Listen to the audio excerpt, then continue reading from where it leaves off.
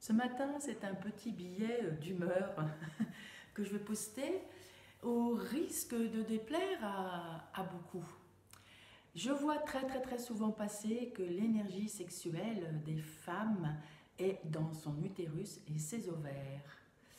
Alors, serait-il donc que les femmes qui n'ont plus, et puis dans le col, alors serait-il donc que les femmes qui n'ont plus de col, c'est même fermé, hein, j'ai déjà examiné des femmes où le cul-de-sac de Douglas était complètement fermé après une ablation de l'utérus, des ovaires et du col, serait-il donc que ces femmes n'ont plus accès au plaisir?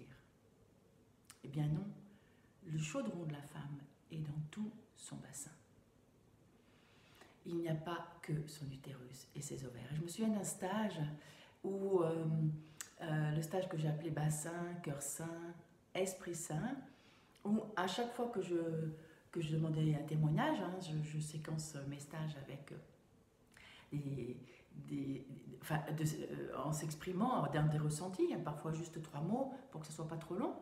Et une des jeunes femmes, à chaque fois que je lui disais qu'est-ce que tu sens dans ton bassin, me répondait mon utérus, mon utérus, mon utérus. Et je finis par lui poser la question, mais à quel moment je t'ai parlé de ton utérus? Je me souviens qu'elle a levé les yeux au ciel. Elle a éclaté de rire. Elle a dit, je comprends. Pourquoi mon chéri? Il me dit, mais tu commences à me gaver avec ton utérus. Le corps est bien plus que... c'est la manifestation, l'utérus, le col, les ovaires. Mais comment les hommes pourraient aussi avoir cette montée à l'intérieur d'eux-mêmes dans le plaisir sexuel alors qu'ils n'ont pas l'utérus? Il y a eu pendant l'embryologie, il y a eu une transformation. En fait, le point de départ embryologique est le même et c'est simplement une différenciation. Alors, c'est une proposition, mais notre corps est un tout.